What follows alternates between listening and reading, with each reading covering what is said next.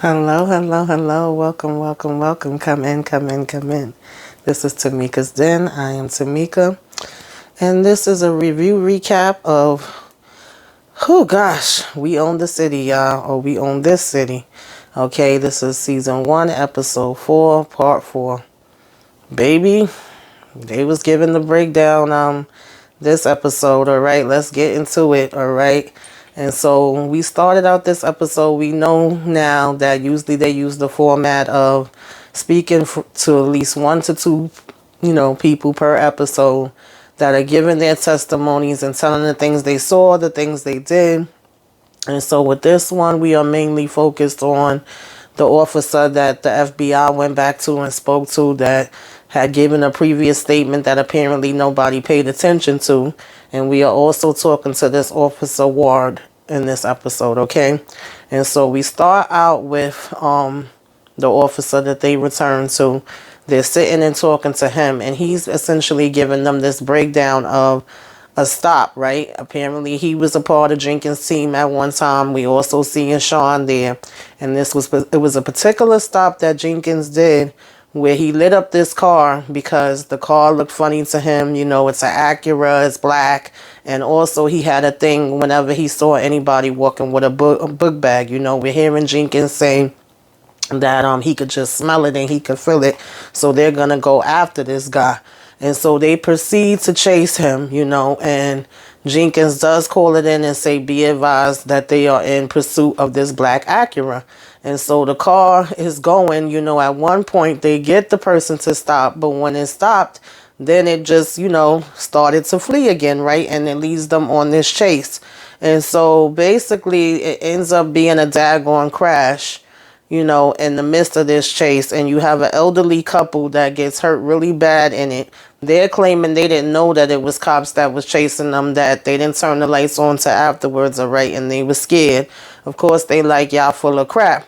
And what makes things worse is that when they're checking them, as far as on their body and in the car, they are saying over and over that it's clean, there's not even nothing there. And Jenkins can't let that ride, okay? Because then it would be like he did this whole chase for nothing. And you have this old couple that basically got hurt in the midst of it, all right? And so, the officers telling the FBI that they weren't even supposed to do this chase, right? If they don't have cause and if it's not over a certain amount with the cocaine, he was like, when it comes to situations like that, that's where we get the helicopters involved. And he's like, the old man basically ended up being pronounced dead on arrival at the hospital. So, of course, that makes it even worse. We're seeing Jenkins tell Sean to toss the car one more time. Now, at this point, you can see everything is pulled out the car. Like I said, they've checked the car several times already, and they've checked their persons already. But all of a sudden, this time, when he's telling Sean, toss the car one more time just in case we miss something, after that time, Sean basically is able to be like, oh yeah, here, it's cocaine underneath the front seat. And I'm like, really, y'all missed that and you ain't see it all the other times you checked, and you see the other officer looking at them funny. And of course the guy rather is yelling and screaming and saying, y'all planted that, y'all know I didn't have that on me, and all of that kind of stuff. As they are going away, they tell him to take him away. And so the FBI, it then transitions to the FBI talking to Ward and him giving a statement where he wants to apologize, right? He's saying that he knows what he did was wrong. And he says that, he met Sean Suter, or he knew Sean Suter, and Sean Suter had actually, told him to learn what he needed to learn from Wayne, but don't stay around him, okay? Like, get what you need to get out of it and get out. And he says that he should have listened. That was one of his biggest mistakes, right? And so he joined the unit anyway, and he says that this was really a poor decision on his part. And he also tells them that he may have left some things out on the list, right? It might be some extra stuff that they want to know. And so they tell him to pick one of the things off the list, and he picks this BT. And they're like, well, what does BT stand for? And I believe he said it was Bellevue Towers, right? And he says they always called it BT. And then we transition and we go back to April 2015, right? And he says that him and Jenkins and Teddy, right, did this stop. and he stops them and basically tells them, they knew it was hot in that area. They knew it always used to be dealers at the BT. And so he says that Jenkins explains to the guys that he's this federal officer. They have had a warrant for phone, tapping, and they supposedly heard, on this phone tap about a meeting of, some type of drug deal that was supposed to go down. And so this gives him the right to basically check their vehicle. Of course, the guy's saying, I didn't give you no permission to check my vehicle or whatever, but they still sit them on the side and do it anyway. And of course, Jenkins' goal is to just basically steal from them, all right? But he notices a camera and he says, we can't get caught in camera. Right now, he's getting smarter. He knows that sometimes if they are able to have proof, and definitely if he's caught on film, then it's going to come back to bite him on his behind. So he tells the guy Ward to pull the car up and be able to kind of block so that the camera won't catch him if it is anything in the car that he's able to steal from them. And so he does that, all right? And then he all of a sudden comes back to the guys like, oh, cut them loose. Y'all have a nice day. If y'all have any problems, there's going to be a form that's going to be sent to your house or whatever the case may be. And that y'all could go ahead and get back in the car. And they just like, man, whatever, right? And so then when he drives away, he stops and basically gets out and goes to the back, and he has basically a book bag full of money, and he ends up giving splitting up the money with Ward and the other cop that was there with them, right? I think his name was Teddy. And so Ward claims that he actually put the money back in the bag. And they was like, well, why would you do that? Why is it all of a sudden that, you didn't want to take that or whatever the case may be, but you never had a problem taking nothing else? And supposedly, according to Ward, yeah, if it was little amounts or whatever here and there, they had already been doing that over the years. That was nothing new, even when he wasn't with this unit. But he's saying that kind of scared him because he didn't know if it was some undercovers. He didn't know if it was some type of entrapment thing. He didn't know if it was other drug dealers. So he didn't want to, kind of overstep his bounds, I guess. He also says that his wife is also a cop, okay, and that she's clean. She don't have nothing to do with this stuff. And he really didn't want to bring things back, to his home. And so they kind of giving him the side eye when he's saying this. And he's like, well, I have more to tell y'all if y'all interested. And so he proceeds to tell them about them taking this trip to this freaking strip club, okay? And we already seen before that Wayne likes to hang in the strip club. And you have this little person that's dancing up on the stage, and he's basically going crazy like, oh yeah, bring that over here. And she, shaking that good and this and that. I'm going to get that. I'm going to sleep with her tonight. I'm going to get that. And so, they just laughing at him like this boy is crazy. He actually has a girl that's dancing on him the whole time that he's yelling and screaming at the other one. And he tells her to do him a favor and go get the other one that's on the stage. And she basically gets pissed off like, man, F you or whatever. And so when the lady does come over, she grabs him and takes him in the back, and they like, yo, he's really dead ass serious. He's really trying to go back there and screw her, But the one guy was like, man, he a little crazy or whatever, but he all right. And he's basically saying how, his steak wasn't all of that, and asking Ward how his was. And then, Ward is telling him, man, let him live. He was like, yeah, he a little crazy, but he all right. And so no sooner than he went in the back and they saying that to each other, here come Wayne running out, and he telling them, come on, we got to hurry up. We got to go. We got to go. We got to go. And so they like, what the hell happened? You came out of there mad fast. What's going on? And so first he talking about she jumped on it and my thing couldn't fit in. It was too big. And they was like, stop playing. She must have jumped on it and your behind couldn't handle it and came fast or something. But no, come to find out, Jenkins is basically pulling out money and talking about I grabbed some money and ran out. And they like, are you serious? They was like, so you basically stole money from a daggone, well, they used the other word that we don't use anymore, right? Normally you would say either dwarf or little person, but nonetheless, y'all get the point. And so basically they was like, come on. And I'm like, yeah, Wayne, that was some crackhead mess. Like, seriously, now you got to steal money from the daggone stripper.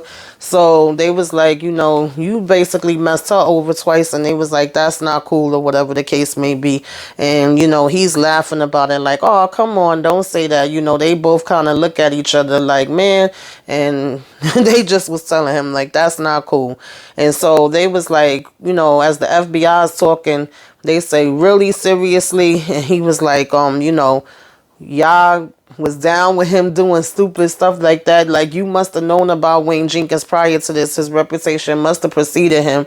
And so Waters saying, yeah, it did, but it mostly preceded him as far as all the arrests that he made. When I joined the squad, he had just made 3 stripes and was being switched over to Northeast. And so that's another thing that we're seeing this episode. Is like Wayne just kept getting promoted, okay? He makes sergeant, he's driving past in the daggone patrol car, stopping at, different places that he know the officers is hanging out. The first stop he makes is to where it's like, what the heck is their names? G Money and Old Dog and all of them. And he doing a dance and asking them, do they know about the Roger Rabbit? And they basically like, who the hell, promoted you to Sergeant? I can't believe it. And he was like, yeah, well, get used to it. They know how good I am. Her shoes there or whatever.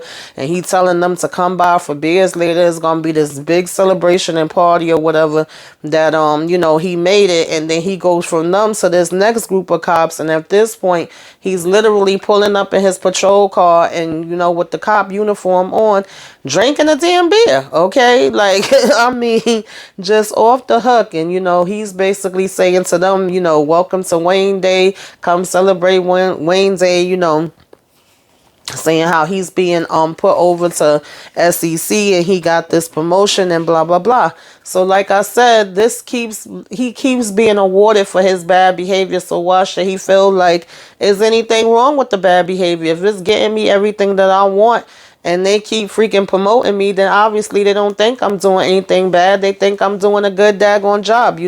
We done seen when he would go into the daggone supervisor's office, everything would be a joke with them. And so basically at first they was making fun of him because he had like Mike's lemonade drink or whatever and asking him did he steal it off a 16-year-old, but he's saying no, that's the drinks that he prefer. We go from that to seeing Sean going in the court, and basically we see that they're trying to get these jurors and everybody don't want to be on the jury. It didn't even matter whether they was black or white, okay? When he first walks in, it's a white guy that's actually talking to the judge saying he got beat up at a BLM march. And he was like, well, they said that I was trying to do like fight the officers or do whatever. And the judge is like, well, were you? And he was like, no. And then he was like, well, was it violence? And he was like, yeah, it was the cops beating on my behind. We have another black man stand up and say how he had a bad experience with officers as well as, his son. And he was like, of course, after they arrested his son, they just ended up sending him, releasing him or whatever the case may be, but it's the point of the matter of everything that he had to go through. And so at this point, the judge is telling people to raise their hands if any of them have had encounters with police and don't feel comfortable with being on the jury. And you have quite a few of them. I think it was like half the freaking courtroom basically raised their hand and didn't want to be bothered. You have Nicole find out that known officers with known perjury are basically still out on the streets. Of course, she's like, okay, let's take a walk. Let's go see this commissioner again and find out why the heck this is. What's his answer going to be for this? I want to hear this one. And then you have Jenkins at another stop, and his wife apparently calls him about some situation with his son. And he's just telling them like, oh, I got to leave. Y'all go ahead and handle the rest of it. Y'all got it or whatever. But then we see him go to Double D, and he's basically telling the friend that he has that's the pawn guy, or rather the not pawn, what is it, bail bondsman. He's telling him, what about that situation we talked about before? He's also telling him he can't go to this, thing he was supposed to go to him with, because of the situation that's happening with his son right now, and that his son needs help and all of this kind of stuff. And so later we see that him and the friend are talking, like out on this pier, and basically the friend is into, selling cocaine or whatever. And so they're just trying to get into this business where Jenkins is actually trying to get a side hustle going with him, and he's saying if he could bring him any other things, then he'll see what he could get out of that. And Jenkins is essentially tired of the other officers making fun of him for him not having as much money as them. So now he's trying to find different ways to get himself extra money. We have the freaking FBI lady actually at first, y'all, was about to tell Jenkins about old dog and G Money. Okay, she's over here thinking Jenkins was clean. I was like, how, Sway? She's telling them about how she had met Jenkins 3 years back, and she came into counsel with him when she was with the SEC for a minute, and they believe that he's a good cop, and he's the head of the gun trace unit, so they were gonna call him in and warn him. And so the other cops that's the outside unit of Baltimore that's been doing the investigation, that kind of basically is the ones that brung all of this to the forefront in the first place, are looking at each other, and they like, what? And they was like, well, listen, I don't know Jenkins personally, but his name keep coming up, honey, so I doubt very much that he's the innocent one in all this bunch. And so of course they like, well, what exactly have y'all been finding out? And so then we get the commissioner basically talking to Nicole, and of course he's still pretty much putting it on the former commissioner that was working there, right? He's saying that when they got the list of these names and they was in the middle of doing the investigation, that the commissioner has stopped speaking to another part of whatever in the team, and that essentially that stopped the whole process. And so when they're leaving out, Nicole's partner is saying, that's bullcrap. Yeah, because the partner was saying like, oh, well, at least he kept it real and he's telling the truth. And she was like, maybe to a certain degree, but she was like, at the end of the day, okay, yeah, the former commissioner may have stopped talking, and it could have been whatever issues with the state, department and all of that, state's attorney. But she was like, at the end of the day, the list was still around, and it still was nothing did, okay? And so he was like, yeah, you got a point there.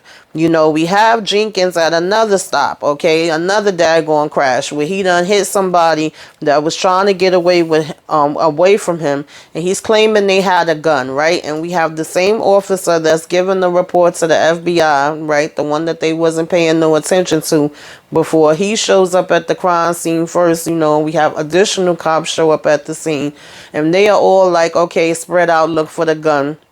And again, you see this cop giving Wayne the side eye. He's not fully buying it. He's like, are you sure he had a gun? He's like, oh yeah, I'm sure. He pointed it right at me, and so Wayne actually makes a call and ends up telling, oh God, excuse me. He gets a call and ends up telling, this other officer to bring him a piece, and so we see, the cop talking to the FBI and saying like, I just didn't buy it, all right? And all of a sudden we see that one of Wayne's partners that he done called up comes and puts the gun underneath the white truck, tire wheel, walks over to him and was like, you ruined my daggone meal, okay? You caught me right in the middle of the meal that I was having, At the same time, we hear them immediately call out, like, y'all don't find that funny that the daggone gun just all of a sudden is right there when y'all done been looking all up and down the street. They say, hey, we got some evidence over here. And of course, Wayne is putting on this big acting role like, oh, where, what evidence? Okay, nobody don't touch nothing. Everybody move back. And you call in the forensics so they could go ahead and do what they got to do. And he tells the guy he owes him one. And he was like, yeah, you damn sure do. And so now miraculously, Wayne gets his gun, and so next we had Sean, right, go and find out that out of 180 people, they was only able to get 7 people for this jury. All right, by the time they end up breaking everything down and asking everybody questions, at the end of the day, because the cops have done so much stuff out here, nobody wants to be bothered, nobody wants to be on a jury. And we did hear them mention this in one of the previous episodes, that why would you want to be a jury on something when you feel like, for the most part, that cops is basically, either lying or abusing people or whatever else. You can't get 12 people to trust them, to feel like if they even bother being in the jury, like, what I'm saying, what's gonna come of it. And so that was that on that.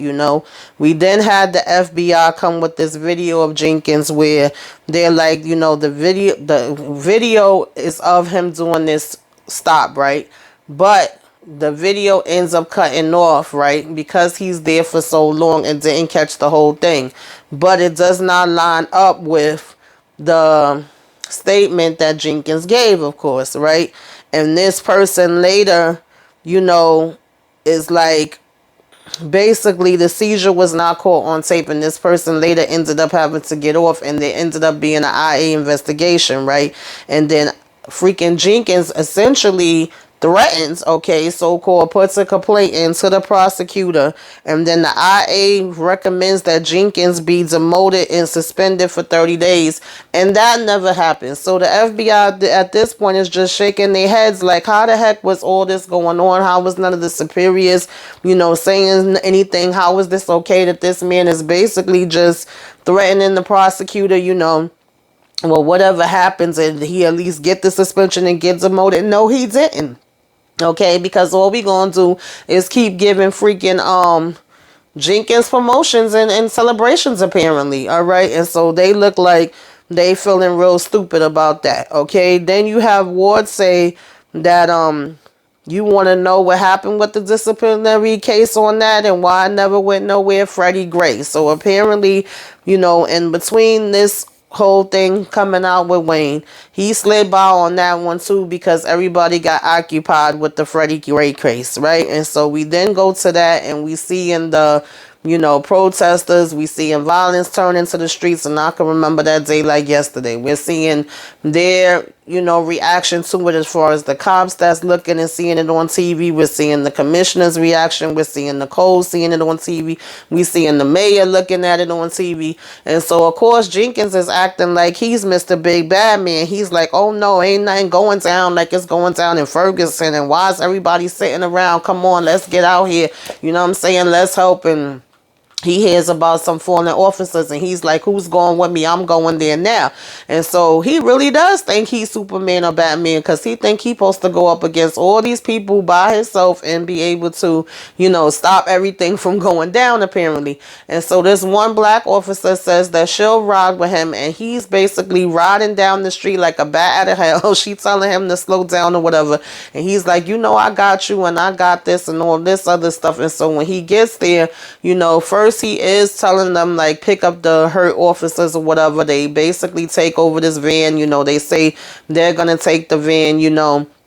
We're seeing Sean putting on his suit and getting ready, and the other officers is basically like, F, Freddie Gray, and F this and F that. And Sean is like, damn, F me. He sees that this is about to be a big mess, right? And so they like, we got this, and they all ready to go in as well.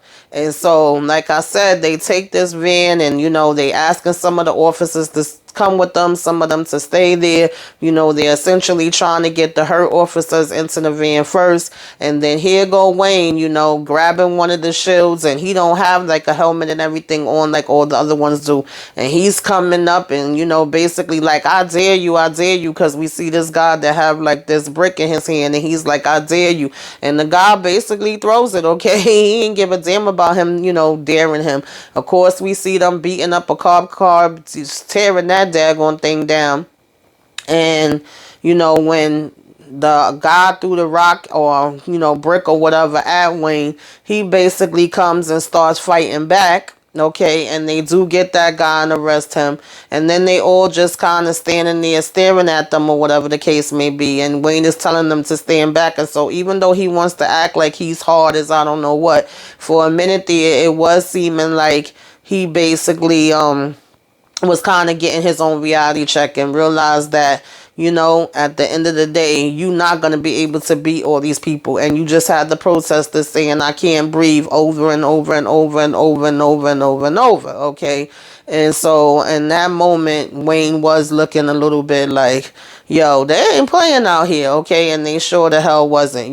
We of course see them talking about the infamous CVS, and at that point, that's when they were showing the mayor sitting there looking, and them saying they trying to contain the crowd. We see when the commissioner, as we heard, came back and was saying, I was just on my way to the daggone airport, okay, because he thought he was going to be able to go away on this trip that he already had planned, but they had to call him back, and he basically just takes his suit and begins to get dressed once he sees what's going on the TV. Ain't nobody getting a vacation right now, okay?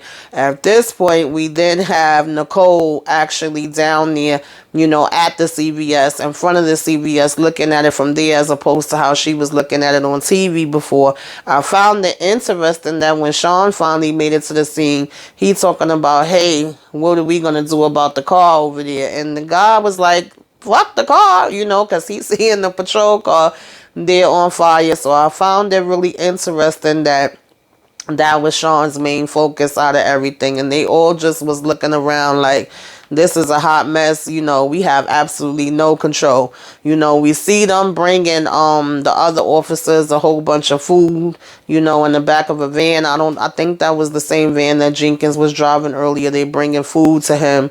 And we also see that Jenkins sees this Rite Aid that's basically broken into, a patrol car, stops and asks him, do he need any help?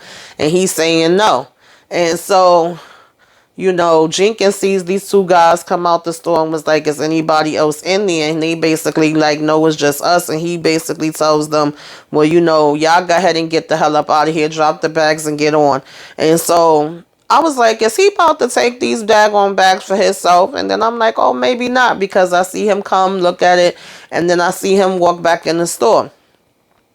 Well, honey, we should know when we talking about Jenkins, what we gonna get, because the next day he shows up at the same friend of his house, the pawnbroker guy. I keep calling him pawnbroker. I don't know why, but the bail bondsman guy, and he drops the bag on his, on the floor at his house, and he's like, I don't even know what half this stuff is, but I caught these kids running out with it, and I grabbed it. They basically had raided the pharmacy, and so when his friend looks at it, he's like, well, these is basically opioids, and he was like, they go for like $20 a pill. So he was like, all right then, hey, that's some extra change for us. And he was like, how the heck you expect me to get rid of all of this? And he's basically telling him, I'm sure you will figure it out. So I was like, yo, Jenkins is really, really, really something.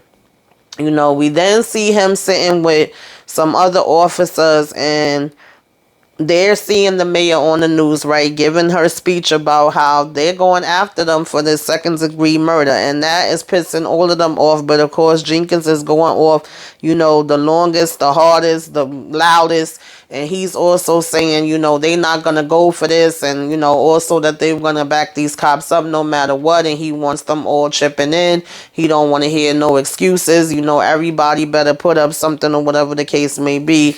And so, of course, this is Ward telling the story, pertaining to this. And, he's essentially saying to the FBI, like, yeah, like I told you, he does have a good side and a bad side. So I guess that was supposed to be his good side in terms of him talking about that. But he proceeds to start telling them about another case they had with some guy, Brown, that they had heard about, right? And he says that they had got like coke from the guy, and they had got 21.5, but they only submitted 15. Okay, Jenkins had took 6 supposedly, and then they decide to toss this house because they're like, if he's this big or whatever, then he gonna have more stuff there.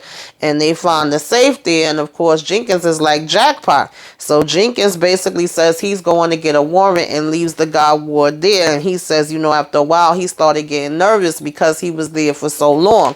And at this point, Brown's wife and I guess some of her friends was coming in, and they like, who the hell are you? Why are you here? So he trying to calm them down, and he had to tell her what was going on, and he had to call Jenkins up, and he had sent, some of them back to the house. And so essentially they come with this crowbar and everything, and they open up everything, and they find that it was actually supposed to be 100,000 in the safe, but he's saying it was more than 100,000. All right. Immediately when they look at it, they like, no, this is more than 100,000. So Jenkins' whole plan is, put the 100,000 that's supposed to be there, and then put the rest of it in this duffel bag, okay? And then he wants them to basically act out. He's like, you know how they say in the movies, action? That's what y'all gonna do, okay? Y'all gonna say action. Y'all gonna re-record yourselves opening up the safe. Play it out, act shocked, be like, oh my God. Then call me down. Okay, I'm gonna go back upstairs like if I wasn't here yet and call me back down. And then count it up. Okay, so that way, again, he's getting smarter. Now he wants this to be recorded so that way if anything comes back to bite them on the behind and they say that there's anything missing, they could be like, well, go look at our videotape, okay? And so when he goes back upstairs, you hear them like, oh, is he serious? He really want us to do this? But they do it nonetheless, okay? They reenact this whole thing. They record it, and they call him back down, and he comes like, oh, good job, y'all. And when it's over, I think he said 5,000, we have to call it in. So let me go ahead and call it in. And he's just basically, putting on a show so that this all could be on, record. And so...